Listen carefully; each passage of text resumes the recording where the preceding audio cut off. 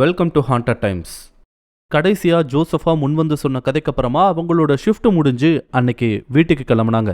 அடுத்த 2-3 வாரங்கள்ல தனக்கு தெரிஞ்ச ஆல்மோஸ்ட் எல்லாத்தையுமே செபாஸ்டியனுக்கு சொல்லி கொடுத்திருந்தாரு ஜோசப். ரயில்வேஸோட ரூல் படி அசிஸ்டன்ட் லோகோ பைலட்டுக்கான ட்ரைனிங் சரியா 5 மாசம்தான். 5 மாசத்துக்கு அப்புறம் அவரை வேற ஏதாவது ஒரு ரூட்ல அசிஸ்டன்ட் லோகோ பைலட்டா அப்பாயிண்ட் பண்ணிடுவாங்க. அந்த டைம் கொஞ்சம் கொஞ்சமா நெருங்கிட்டே இருந்துச்சு. இன்னும் 1 வாரம் தான் இருக்குன்ற நிலையில ஜோசஃபும் செபாஸ்டியனும் கொஞ்சமும் எதிர்பார்க்காத ஒரு விஷயத்த ரியல் லைஃப்லயே பார்த்தாங்க. அவங்களுக்கு ஏற்பட்ட அந்த வித்தியாசமான எக்ஸ்பீரியன்ஸை தான் இந்த வீடியோல நாம பார்க்க போறோம்.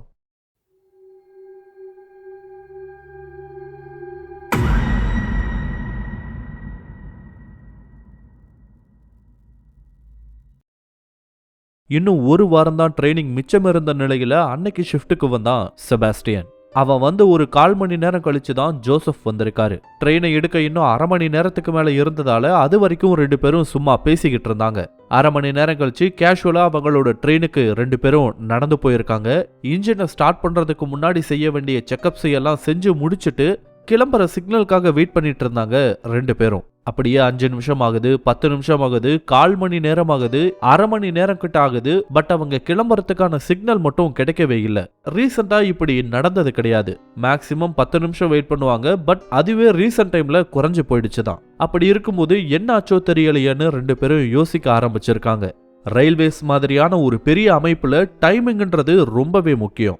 இங்க ஏதோ ஒரு காரணத்தால ஏதாவது ஒரு ட்ரெயின் லேட் ஆனாலும் அடுத்தடுத்த ட்ரெயின்ஸ் கிளம்புறதுக்கு கண்டிப்பா லேட் ஆயிடும். இது எல்லாமே ஒன்னோடு ஒன்னு கனெக்ட் ஆன செயின் லிங்க் மாதிரி. அந்த டைம்ல ரயில்வேஸை கொஞ்சம் கொஞ்சமா மாடர்னைஸ் பண்ணிட்டு வந்ததால டிலேஸ் குறைய ஆரம்பிச்சிருந்தது. அதுவும் கூட்ஸ் ட்ரெயினுக்கெல்லாம் அப்படி பெருசா டிலேவே இருக்காது. பட் 1/2 மணி நேரத்துக்கு மேல ஆகியும் கிளம்ப வேண்டிய சிக்னல் கிடைக்காம போகவும் ஏதோ பிரச்சனைன்றது மட்டும் ஜோசப்னால புரிஞ்சிக்க முடிஞ்சிருக்கு. அவர்கிட்ட இருந்த வாக்கி டாக்கி மூலமா ட்ரெயினோட அதர் எண்ட்ல இருந்த காட் கிட்ட ஏன் இன்னும் சிக்னல் ஓபன் ஆகலன்னு கேட்டாரு. அவரு தான் ஸ்டேஷனுக்கு பக்கத்துல இருந்தாரு. பட் அவருக்கும் எந்த காரணமும் தெரியல. சோ செபாஸ்டியன் கிட்ட இன்ஜினை கவனிக்க சொல்லிட்டு இன்ஜின்ல இருந்து பிளாட்ஃபார்ம்க்கு இறங்கி ஸ்டேஷனை நோக்கி நடக்க ஆரம்பிச்சாரு ஜோசப்.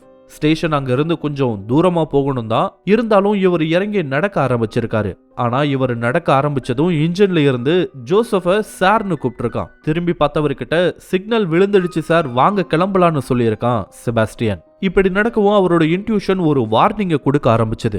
இந்த மாதிரி அவருக்குள்ள ஒரு வார்னிங் ஏற்படும் போதெல்லாம் ஏதாவது தவறு நடந்திருக்கு. அதே மாதிரியான வார்னிங் தான் இன்னைக்கும் ஏற்பட்டுச்சு. அதை பத்தி யோசிச்சுக்கிட்டே என்ன நடக்க போகுதோ தெரியலையேன்ற ஒரு எண்ணத்தோடையே இன்ஜினை நோக்கி திரும்பி வர ஆரம்பிச்சிருக்காரு ஜோசப். அடுத்த 2வது நிமிஷம் இன்ஜின்ல ஏறினவரு வாக்கி டாக்கி மூலமா பின்னாடி இருந்த காட் கிட்ட தகவல் சொல்லிட்டு செபாஸ்டியன் கிட்ட இன்ஜினை ஸ்டார்ட் பண்ணி மூவ் பண்ண சொல்லியிருக்காரு. இந்த டைம்ல எல்லாம் செபாஸ்டியன் ட்ரெயினை தனியா ரொம்ப நல்லாவே ஹேண்டில் பண்ணிட்டு இருந்தான். ட்ரெயின் கிளம்பி ஒரு நார்மலான ஸ்பீடை மெயின்டைன் பண்ண ஆரம்பிச்சதும் தான் செபாஸ்டியன் ஜோசப் பக்கம் திரும்பி இருக்கான். அவரோட முகத்தை பார்த்ததுமே ஏதோ சரியில்லைன்றத கெஸ் பண்ணா செபாஸ்டியன். இத பத்தி அவர்கிட்ட கேட்கலாமா வேணாமான்னு யோசிச்சுக்கிட்டே இருந்தவன் கொஞ்ச நேரத்துல ஆர்வம் தாங்காம சார்னு செபாஸ்டியன் 2-3 தடவை கூப்பிட்டதுக்கு அப்புறமா ஜோசப் அவனை திரும்பி பார்த்து என்ன செபாஸ்டியன்னு கேட்டிருக்காரு. அதுக்கு செபாஸ்டியன் என்ன சார் ஏதோ யோசனையா இருக்கீங்க, ஏதாவது பிரச்சனையான்னு கேட்டிருக்கான். அதெல்லாம் ஒன்றும் இல்லப்பா, நீ பார்த்து கண்டினியூ பண்ணுன்னு மட்டும் சொல்லியிருக்காரு. ஆனா மறுபடியும் அவரோட எண்ணமெல்லாம் எதுவும் நடந்துடக்கூடாதுன்னு யோசிக்க ஆரம்பிச்சது. அடுத்த 3/4 மணி நேரம் 2 பேரும் எதை பத்தியுமே பேசிக்கல. ஜஸ்ட் ட்ரெயின் மட்டும் போய்கிட்டே இருந்தது. சரியா 1/2 மணி நேரத்துக்கு அப்புறம் வாக்கி டாக்கியை எடுத்து ஜோசப் ட்ரெயினோட இன்னொரு எண்ட்ல இருந்த காட் கிட்ட பேச ஆரம்பிச்சாரு. என்ன ரோமன், எல்லாம் சரியா தானே போய்கிட்டு இருக்கு, எதுவும் பிரச்சனை இல்லையான்னு கேட்டிருக்காரு ஜோசப். அவரும் பதிலுக்கு அதெல்லாம் ஒன்றும் பிரச்சனை இல்லை சார், எவ்ரிதிங் இஸ் ஆல் ரைட்னு சொல்லியிருக்காரு. இது வழக்கமா ஒவ்வொரு ஷிஃப்ட்லயுமே நடக்கிற விஷயம்தான். சோ முதல் முறை செபாஸ்டியன் அதை பத்தி பெருசா கண்டுக்கவே இல்லை. சரியா அடுத்த 1/2 மணி நேரம் கழிச்சு மறுபடியும் அவரோட வாக்கி டாக்கியில ட்ரெயினோட அதர் எண்ட்ல இருந்த ரோமன் கிட்ட எல்லாம் ஓகே தானே, எந்த பிரச்சனையும் இல்லையேன்னு கேட்டிருக்காரு. மறுபடியும் 1/2 மணி நேரம் கழிச்சு திரும்பவும் வாக்கி டாக்கி மூலமா ரோமனை கான்டாக்ட் பண்ணியிருக்காரு ஜோசப். இது செபாஸ்டியனுக்கு புதுசா இருந்தது. பிகாஸ் ஜோசப் கூட ட்ரைனிங்ல இருந்த அந்த 5 மாசத்துல திரும்ப அவர் இந்த மாதிரி செக் பண்ணதே கிடையாது. அவர் பேசினதெல்லாம் ஏதாவது ப்ராப்ளம் ஓரியன்டா இருக்குமே தவிர மற்றபடி இந்த மாதிரி அவர் செக் பண்ணிட்டே இருந்தது கிடையாது. சோ சம்திங் இஸ் நாட் ரைட்னு செபாஸ்டியனுக்கு நல்லாவே புரிஞ்சுது. பட் ஜோசப் எதையும் வெளிக்காட்டிக்கவே இல்லை. அப்போ 2 பேருமே கொஞ்சமும் எதிர்பார்க்காத ஒரு சம்பவம் நடந்தது. இது நடக்கும்போது அந்த ட்ரெயின் ஆல்மோஸ்ட் ஃபாரஸ்ட் ஏரியாவை கடந்து போய்கிட்டு இருந்தது. பட் ஸ்டில் அந்த ட்ரெயினை சுத்தி எந்த வெளிச்சமும் இல்லை. ஜஸ்ட் ட்ரெயின்ல இருந்து வர்ற லைட் மட்டும்தான் அங்க பிரதானமா இருந்துச்சு. பொதுவா இந்த நேரத்துல மக்கள் யாரும் அந்த இடத்துக்கு வரவெல்லாம் வாய்ப்பே இல்லைன்றதால ரயில் கொஞ்சம் வேகமா தான் அந்த ஏரியாவை கிராஸ் பண்ண ஆரம்பிச்சது. அப்போ செபாஸ்டியன் ஏதோ ஒரு யோசனையா திரும்பி ஜோசப்பை பார்த்துக்கிட்டே இருந்தான். ஜோசப்க்கு செபாஸ்டியன் அப்படி பார்க்கறத ரொம்ப நல்லாவே உணர முடிஞ்சிருக்கு. பட் எதையுமே பேசாம ட்ராக்கை மட்டும் பார்த்துக்கிட்டு வந்தாரு ஜோசப். அப்போ ஜோசப் அவசரமா ஹே செபாஸ்டியன் அங்க பாருன்னு ட்ராக்கை காட்டியிருக்காரு. டக்குன்னு செபாஸ்டியனும் திரும்பி ட்ராக்கை பார்த்திருக்கான். அப்போ ட்ராக்குக்கு நடுவுல ஒரு மனித உருவம் தெரிஞ்சிருக்கு, அதுவும் வெறும் 20 அடி தூரத்துல. அதை பார்த்ததும் அவங்களுக்கு ஒரு செகண்ட் திக்குன்னு ஆயிருக்கு. உடனே ட்ரெயினை ஸ்டாப் பண்ணலான்னு பார்த்தா ட்ரெயினை அப்படியெல்லாம் நிறுத்த முடியாது. செபாஸ்டியனும் ஜோசப்பும் என்ன பண்றதுன்னு யோசிக்கிறதுக்குள்ளேயே அந்த உருவத்தை அடிச்சுட்டு ட்ரெயின் நிக்காம போக ஆரம்பிச்சது. அந்த டைம்ல ஜோசப் இல்ல செபாஸ்டியன் இல்லாம யாரா இருந்திருந்தாலும் சரி எதையுமே பண்ணியிருக்க முடியாதுதான். இவங்க பார்த்துக்கிட்டு இருக்கும் போதே ட்ரெயின் அந்த உருவத்து மேல மோதி இருக்கு. மோதினதுக்கு அடையாளமா தட்டுன்ற ஒரு சின்ன சத்தத்தோட ட்ரெயின் தொடர்ந்து மூவ் ஆக ஆரம்பிச்சது. இத 2 பேருமே நேர்ல பார்த்து ஒரு மாதிரி ஷாக் ஆகியிருக்காங்க. அது நடந்த சில மீட்டர் தூரத்துல ட்ரெயினை நிறுத்தட்டுமா சார்னு கேட்டிருக்கான் செபாஸ்டியன். அப்படி கேட்கும்போதே கொஞ்சம் ட்ரெயினோட ஸ்பீடை குறைக்கவும் ஆரம்பிச்சான். பட் ஜோசப்க்கு என்னமோ அந்த வார்னிங் சென்ஸ் இன்னும் குறைஞ்ச மாதிரியே தெரியல. ட்ரெயினை ஸ்லோ பண்ணதை கவனிச்ச ஜோசப் ஸ்லோ பண்ணாத செபாஸ்டியன் எதுவா இருந்தாலும் அடுத்த ஸ்டேஷனுக்கு போய் நிறுத்தி பார்த்துக்கலான்னு சொல்லியிருக்காரு. ஸோ செபாஸ்டியனும் ட்ரெயினை மறுபடியும் ஃபாஸ்டா மூவ் பண்ண ஆரம்பிச்சான். அப்போ ட்ரெயின் பின்னாடி இருந்த கார்டு வாக்கி டாக்கில ஜோசப் கிட்ட பேச ஆரம்பிச்சாரு. அவரோட பேச்சிலேயே ஏதோ ஒரு பரபரப்பு தெரிஞ்சது. அவர் சொன்னது கேட்டும் 2 பேருமே ஷாக் ஆகி போனாங்க. அப்படி என்ன சொன்னாருன்னா, சார் ட்ராக்குக்கு நடுவுல யாரோ நிக்கிற மாதிரி தெரியுதுன்னு சொல்லியிருக்காரு. ஏற்கனவே ஷாக்ல இருந்த ஜோசப்பும் செபாஸ்டியனும் இதை கேட்டு இன்னமும் ஷாக் ஆனாங்க. அதுக்கு பதில் சொல்ற மாதிரி ரோமன் கிட்ட என்ன சொல்ற ரோமன், ட்ராக்குக்கு நடுவுல நிக்கிறாங்களான்னு கேட்டிருக்காரு ஜோசப் ஷாக்கிங்கா. அதை கேட்டுட்டு சில நொடிகள்லயே சரி அதை யாருன்னு பாத்தியான்னு கேட்டிருக்காரு. கையில இருந்த டார்ச் அடிச்சு பார்த்துட்டு இன்னொரு ஷாக்கிங்கான விஷயத்த சொன்னாரு ரோமன். அப்படி என்ன சொன்னாருன்னா, சார் இப்போ யாரையுமே காணோம் சார்னு சொல்லியிருக்காரு. இந்த சமயத்துல அவரோட வாய்ஸ் பயத்துல நடுங்குனது ரொம்ப நல்லாவே தெரிஞ்சிருக்கு. இத கேட்க முடிஞ்சதே தவிர அவங்களால வேற ஒன்னையும் செய்ய முடியல. அவரை தைரியமா இருக்க சொல்லிட்டு அடுத்த ஸ்டேஷனுக்கு போய் எதா இருந்தாலும் பாத்துக்கலான்னு சொல்லியிருக்காரு ஜோசப்.